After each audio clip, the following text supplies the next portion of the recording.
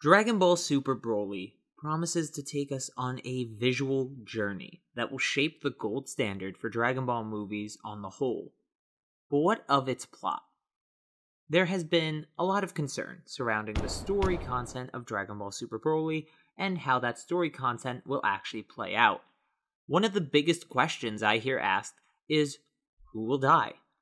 We're all assuming someone will die, but we're not sure who at this point.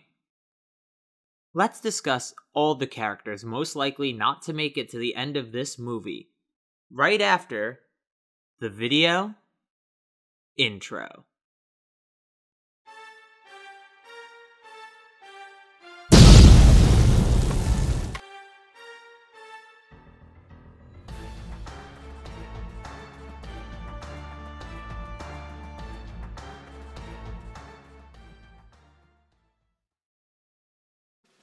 Hello everyone, I'm Carthu and welcome back to the dojo. That's right, we are talking about characters that could potentially not make it to the end of Dragon Ball Super Broly, and the styling of this video, unintentionally so, is very top 5 style, and we'll go with that theme.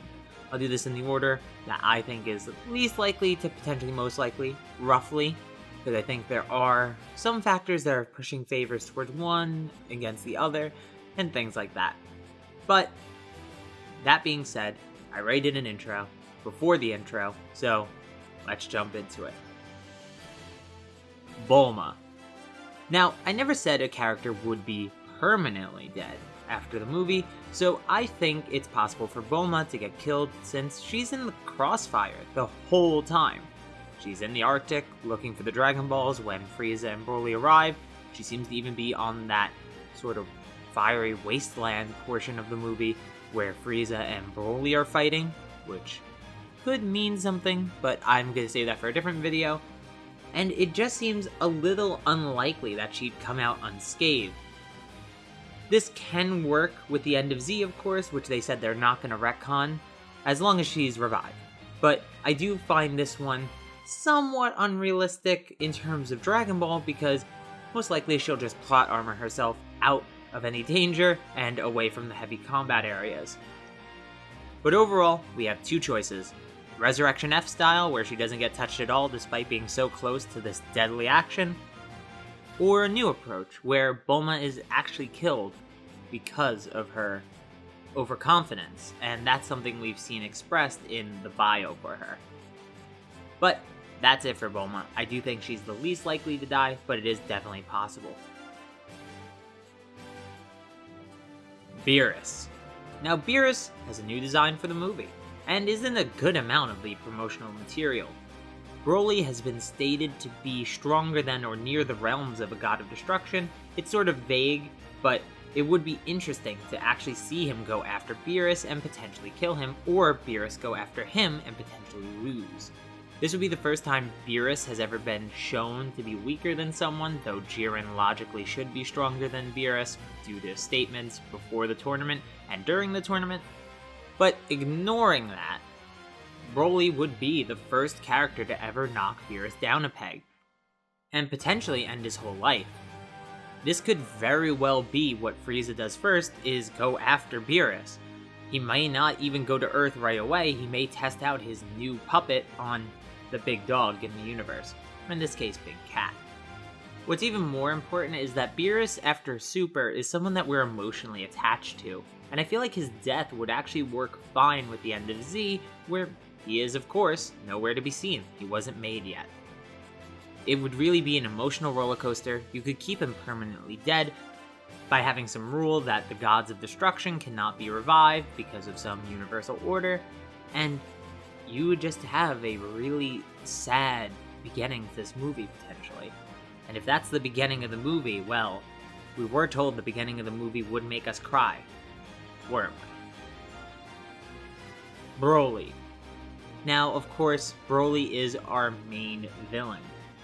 Most likely he will be defeated one way or the other, and that's going to be the way they cap off this movie. But he could be left alive for merchandising reasons.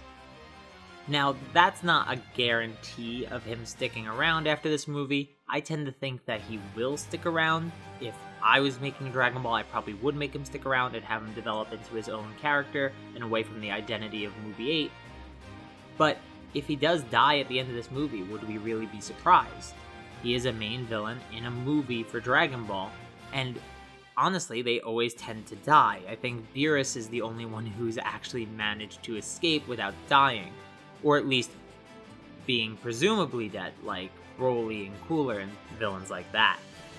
And much like Beerus being self-explanatory in this category, Broly is of course not in the end of Z, so is a fine character to have killed off, and it wouldn't have any impact on the ending that they are trying so hard not to change, despite them changing it slightly constantly.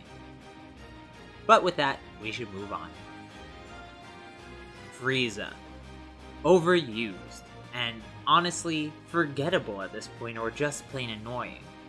His market viability is lower than Broly's, and it takes care of a threat that's overplayed.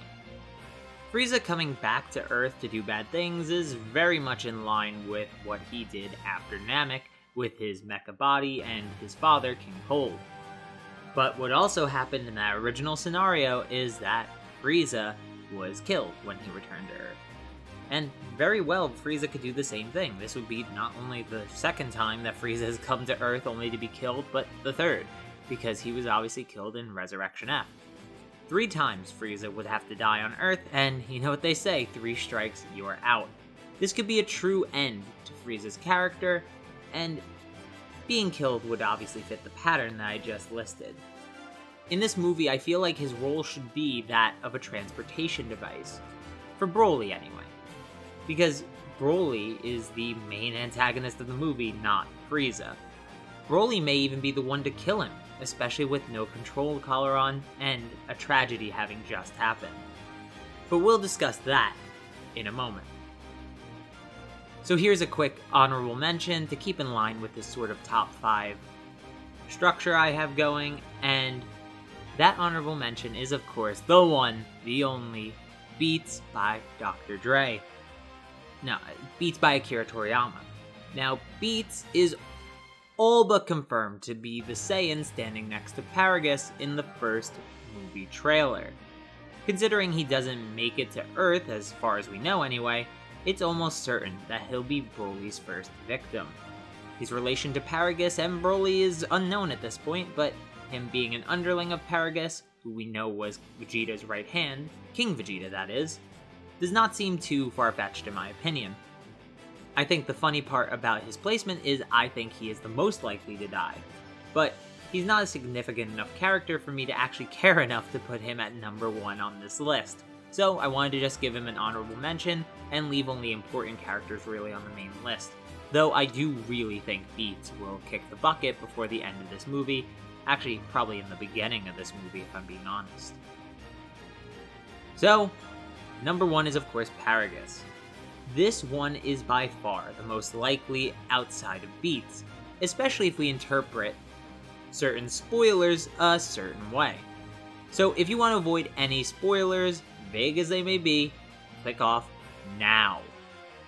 So this little spoiler says a few things, but the first line will be our focus today, and maybe I'll go over it in more detail in the future.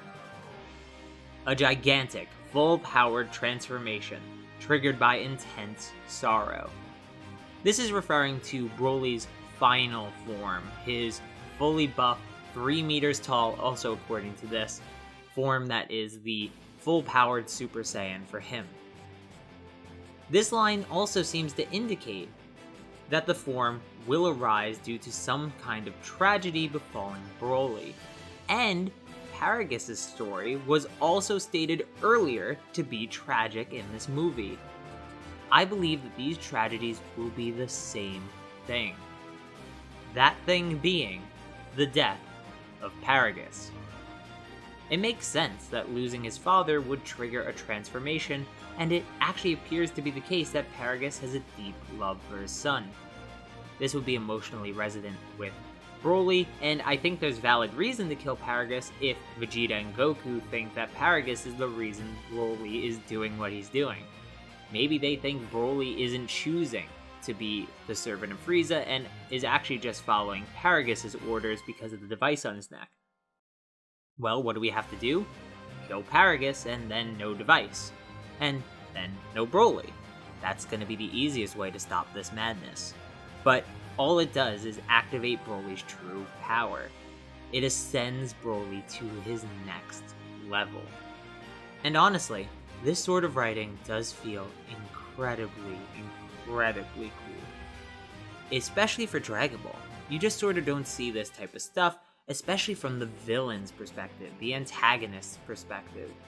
It always happens to the main characters. Sure, something similar happened to Vegeta during the Cell games, or Gohan during the Cell games even. Vegeta during the My Bulma scene, which is either loved or hated. These scenes are all practically the same idea, the same core ideologies, the same core motives, and the same core result, except for, I guess, Vegeta against Cell. But this time, it's happening to an antagonist, not a protagonist. I think there's something a little subtle and a little bit more nice about that.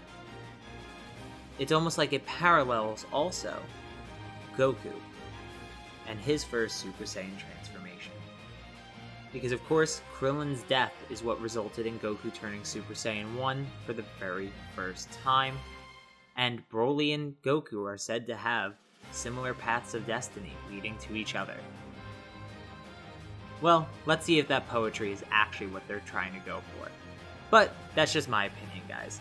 Leave your opinions, counterpoints in the comments down below. Subscribe if you want more Dragon Ball Super Broly videos, and hit that notification bell to be notified every time I upload them. If you really want to support me, check out that Patreon link. But for now, guys, video outro.